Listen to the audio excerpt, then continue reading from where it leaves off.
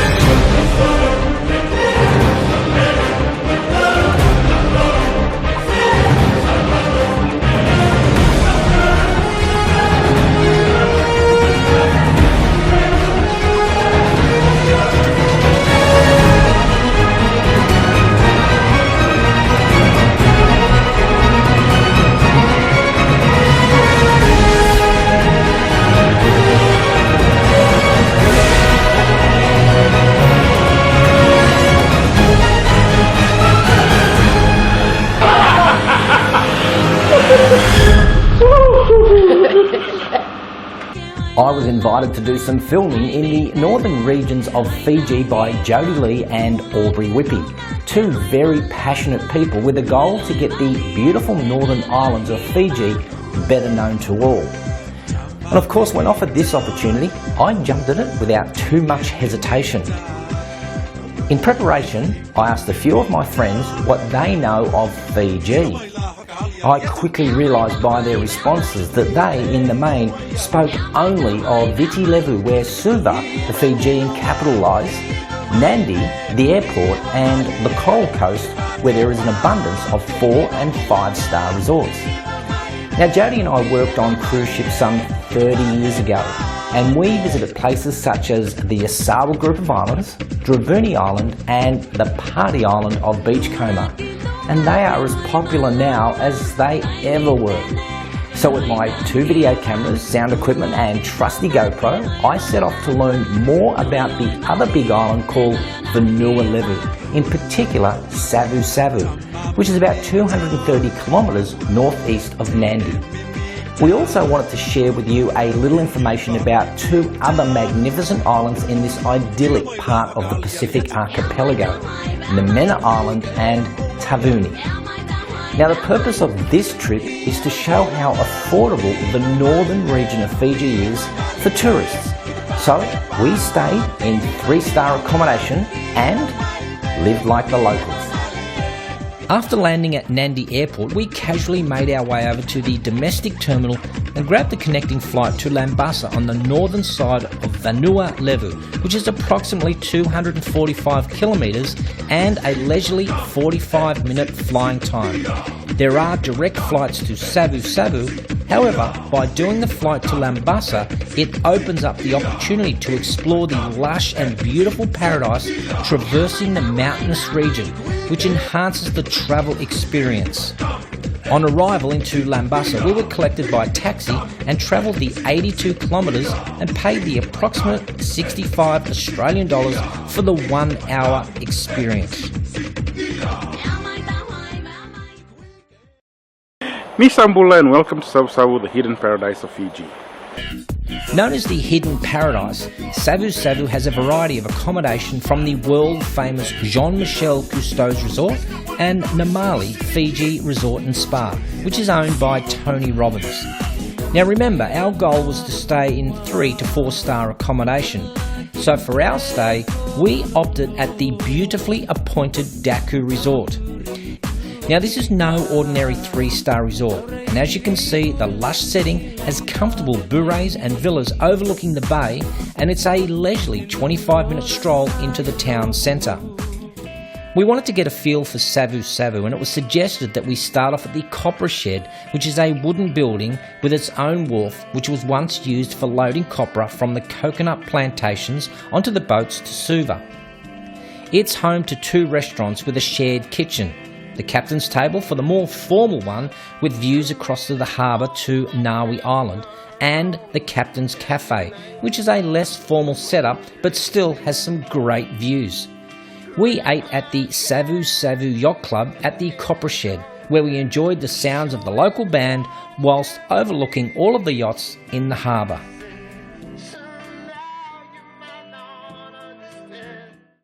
You are probably wondering right now what is there to do in this hidden paradise.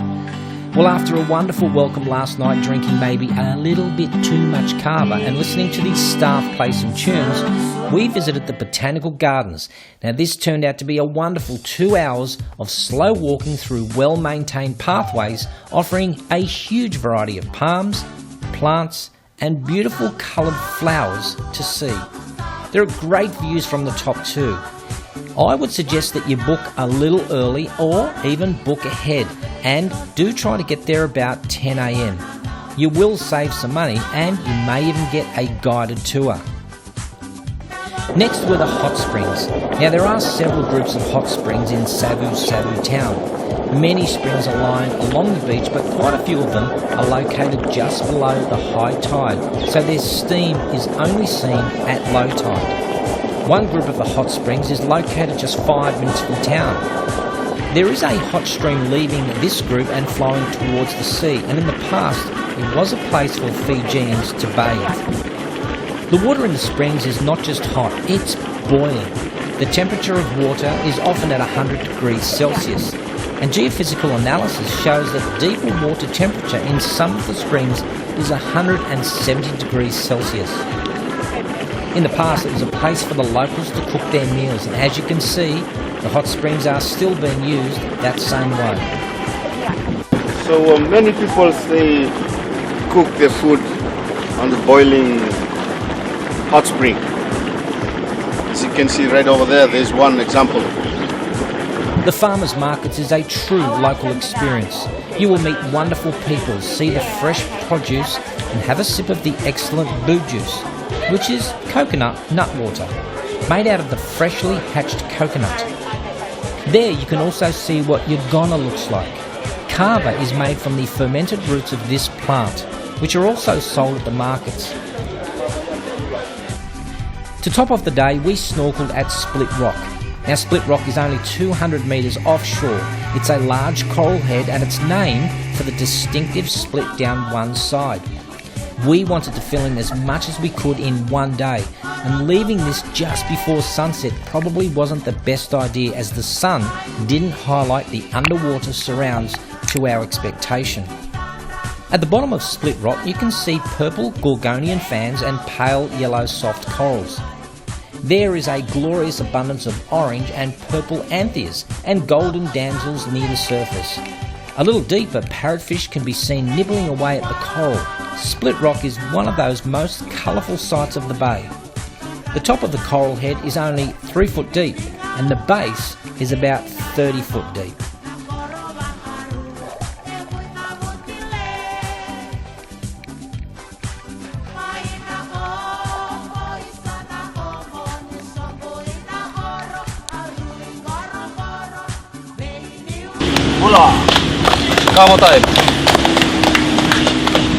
Last night I was once again invited to join the traditional caretakers of the resort in a kava ceremony.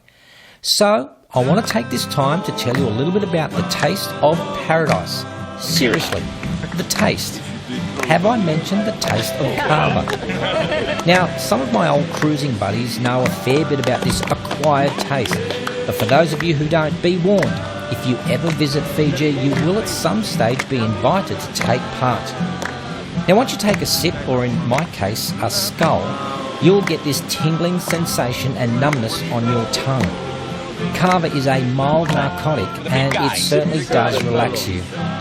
Fijian people are known to be some of the happiest on the planet, and I think kava might just have something to do with that. So how does it taste? Well, surprisingly, like muddy water, literally with a bit of bitterness. It is, as I mentioned earlier, an acquired taste. Don't say I didn't warn you. I was guaranteed to have a good night's sleep after a couple of what we call high tides. And when I woke this morning, I was feeling well rested and energised for our trip to Namena Island. We were told to make our way to the jetty by 7:30 in the morning. Now there is one thing you might just have to get used to, and that is to plan on Fiji time. In fact, the only thing guaranteed to run on time are the sunrises and sunsets. Namena is a little over 1 kilometre long and it resembles a sleeping dragon. There are 3 main beaches and several smaller ones, and with only 6 bures, you will be guaranteed your very own secluded beach. Its true name is Namena Lala, but since Lala means empty, the previous owners decided to shorten its name. So again, why would you come here? We were amazed by the Namena Marine Reserve. It has 21 dive sites that are world class, yet undiscovered by many divers. From a place called Thumbs Up to the west to the Lion's Den to the northeast of the island, you will be amazed at this coral marine reserve. So you're not into diving? That's okay. Just off the pontoon on the main jetty, you can snorkel and see some amazing electric blue clams and a variety of coral and fish. Namena is a secluded 110-acre island with an abundance of bird and marine life. So don't expect to be online tweeting or Facebooking your mates. If you need to do that, I am sure that the mainland will be best suited to your needs. Power is provided by the sun. There is no internet, but there are flush toilets. It's unexpectedly refreshing to have no interference from the outside world. There are no strenuous beach activities or gyms here, but if you love to hike, there are, as I said, over 100 acres to explore. Or if you feel like climbing some stairs, there are 115 that will take you to reception from the jetty. Well, at least I was told there was 115. When I walked up, I counted 130, but mysteriously, on the way down, there were only 105. Did I mention the taste of kava? Each bure has its own private ocean view, hardwood floors, king-size canopy beds and large balconies. And with a maximum of 6 couples on the island at any one time, you will truly feel like that this is your own piece of paradise. So, if you love diving, if you love to see bird life, if you love to just lay in a hammock and relax, if you don't want strenuous exercise, and you just want to sit here and disconnect from all your mates when you have to tweet and Facebook and do everything else that you have to do, and you want to just disconnect from the world, this is the place to come. We'd love to see you here. Did I have kava last night? I just can't seem to remember. Did I mention the taste? I am just so totally relaxed after my day on Namena Island.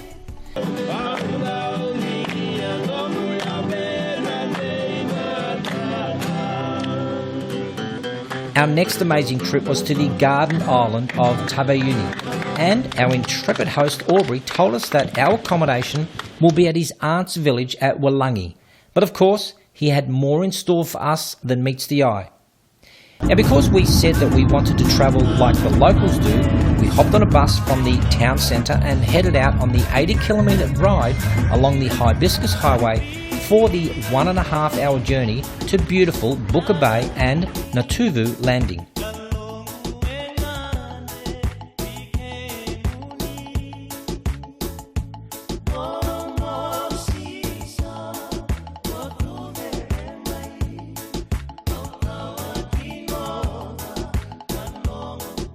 We then took the 2-hour ferry journey across the Somo Strait to Korean Wharf near Nakara.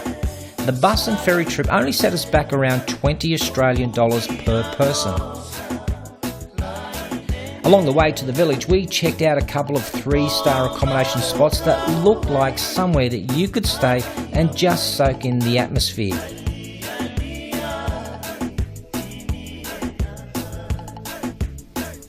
We were greeted at one of the resorts by Dennis and Nairi. This was at the Aroha Beach Bures. Now, Aroha is the Maori word for love. Dennis treated us to lunch at the newly developed Kai Time restaurant, where breakfast, lunch and dinner are served daily. Aroha has a total of 5 rooms. 2 of which may become a family unit if required. And because they only accommodate 10 to 12 people maximum at any one time, it has a lovely, quiet, almost exclusive ambience.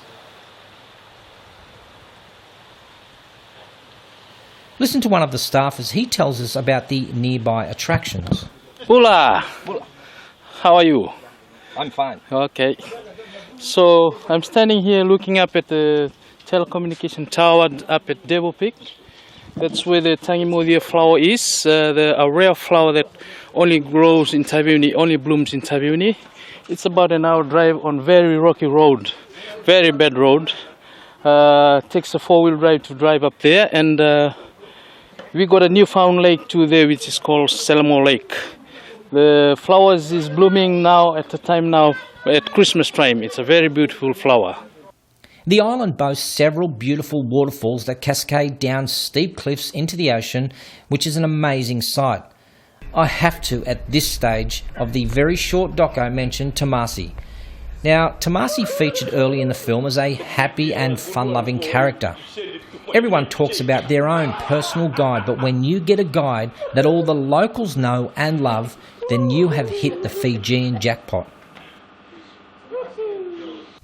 From Oroha, Tomasi took us just a few kilometres away to a natural water slide, which is a must to visit, especially just to watch the local children stand and surf down barefooted. This is incredible to see. Tavoro Waterfall is also within the Boomer National Heritage Park. The whole hike to the falls takes approximately 3 hours return, and the tracks are clearly defined, so no guide is necessary.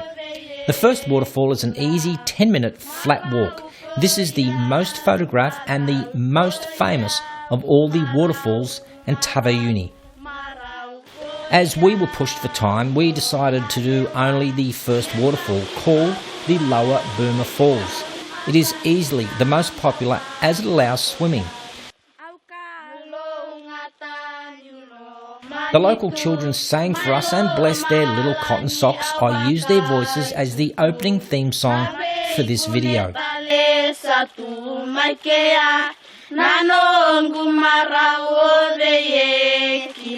Barely 10 minutes into the hike, when we reached the lower falls, there is this wide plunge pool that was calling our names, and the local children would mock us if we didn't attempt the jump. So I don't know if you can hear that in the background. I wish it was nice water running over a sandy beach. But what it is, I think those kids that were singing the song before, they were singing like, the old grey-headed man, he's not going to jump in the water. I think they were singing something like that. So the goal is, I got just wet now, but I'm going to jump off the waterfall. Why am I doing this? Anyway, we'll see how we go.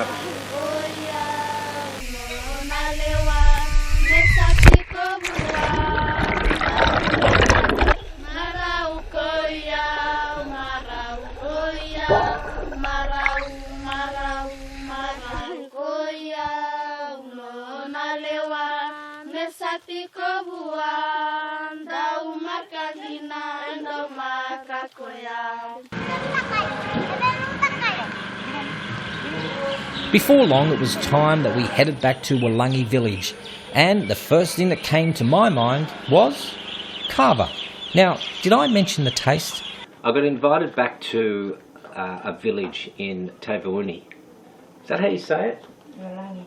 Taveuni? Taveuni. Taveuni. Taveuni, in a place called Walangi. Walangi. Thank you, Anna. And in this village here in Walangi, there's about 35 little houses here, and we got invited over to the chief's house, which is just across the road there. It's amazing. You'll see some pictures anyway. So everyone decided to just party up. So they had a bit of a kava party over there, and did I say that Anna's had 52 kavas? So anyway, over there we sat around, and what happens is you just drink until you finish drinking. Now the lights go off here apparently at about 10:30, so it's 10 past 10, so we have to hurry. But when the lights go out, then what happens is you then come back to the house, and then you have dinner. and whatever time dinner is on, like the spread here is amazing. It's just beautiful. We've got taro. We have taro leaves, I think. In coconut cream. In coconut cream. Whoa. And then there's some noodles mixed with some vegetables. It's to die for. It really is. And it quenches down all that kava that Anna has been drinking over the last 6 hours. And so now I'm guaranteed a really good night's sleep. If you ever have the opportunity to stay in a traditional Fijian village, I would suggest you experience the whole process. When we arrived, the villagers were celebrating a milestone in the village, with the final pipeline being laid to secure fresh running water. It was so exciting, even the village dogs were happily enjoying some puppy time. The party was still buzzing at the community centre, with the diesel generator operating till 2:37 a.m. precisely. How do I know this? Because that is when I looked at my watch. And at approximately 4 a.m. we were woken by what sounded like voices of angels, but in fact it was the beautiful locals singing morning devotion in the nearby church. The experience and feel of a real village life certainly left a heartfelt, uplifting impression. We opted to fly back to Savusavu. The flight was an incredible journey of only 25 minutes compared to the 3.5 hours in total by bus and ferry.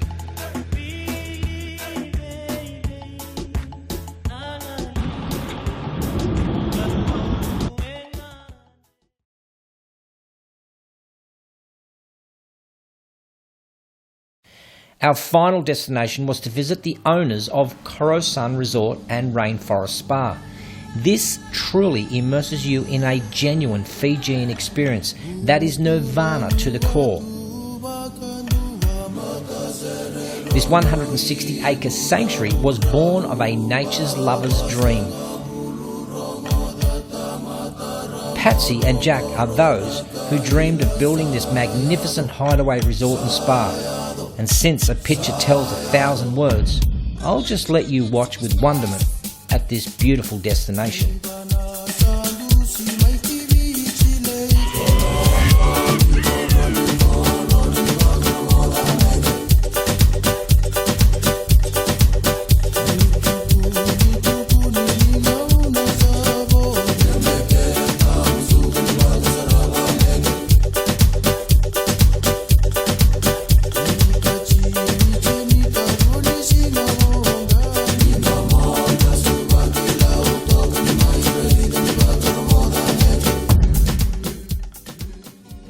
So what's my verdict?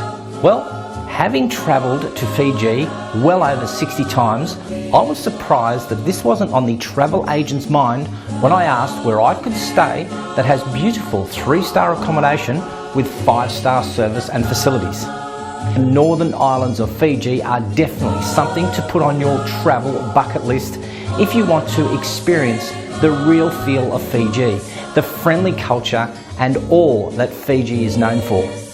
And as a famous Austrian actor and bodybuilder would say, I'll be back. Bye. See you soon. Next